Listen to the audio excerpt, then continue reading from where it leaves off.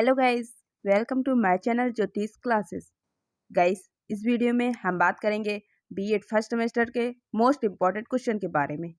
तो चलिए स्टार्ट करते हैं गाइस, सबसे पहले हम बात करेंगे दीर्घ-उत्तरीय प्रश्न के बारे में।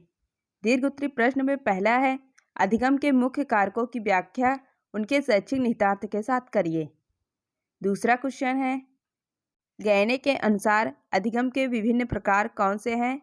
गहने के पदानुक्रमित अधिगम सिद्धांत की 100 उदाहरण व्याख्या कीजिए तथा गहने के इस सिद्धांत के शिक्षा में योगदान की विवेचना कीजिए।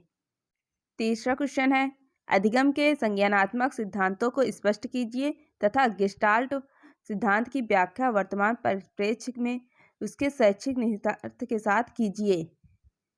चौथा क्वेश्चन है, अपक्रमित अनुदेशन का परिचय दीजिए तथा स्पष्ट कीजिए कि शिक्षण प्रक्रिया को सफल बनाने में अतिक्रमित अनुदेशन की क्या भूमिका है।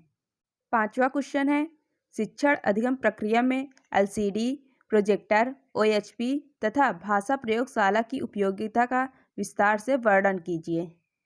छठवां क्वेश्चन है, शिक्षक व्यवहार की व्याख्या कीजिए। अंतःक्रिया विश्लेषण का अर्थ स्पष्ट करते हुए फ्लैंडर्स की अंतःक्रिया विश्लेषण प्रणाली का वर्णन कीजिए।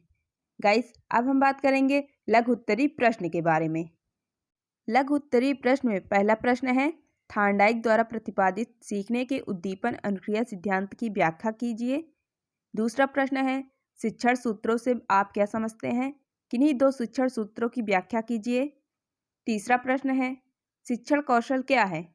किसी एक शिक्षण कौशल को लेकर सूक्ष्म शिक्षण पाठ योजना बनाइए।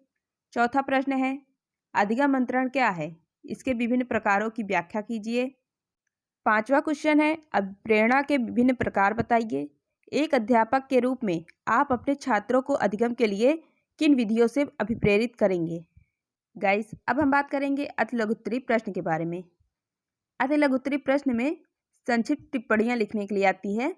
इसमें पहला है प्रश्न है, शिक्षण का अर्थ। दूसरा प्रश्न है, अधिगम के प्रक्षेत्र पर। तीसरा है, ई लर्निंग की अवधारणा। चौथा है, ब्रूनर का सिद्धांत। पांचवा है, सूक्ष्म शिक्षण चक्र। छठवां है, परामर्शदाता के रूप में शिक्षक की भूमिका। सातवां है, अधिगम को प्रभावित करने वाले कारक। आठवां है, ब्लूम के शैक्षिक उद्देश्यों के वर्गीकरण के ज्ञानात्मक पक्ष का उल्लेख कीजिए। और नौवां है, प्रस्तावना कौशल क्या है?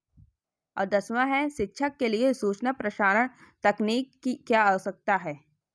गाइस, यदि मेरी वीडियो अच्छी लगे प्लीज़ लाइक कीजिए, शेयर कीजिए और अभी तक आपने मेरे चैनल को सब्सक्राइब नहीं किए हैं प्लीज़ सब्सक्राइब करना ना भूलें।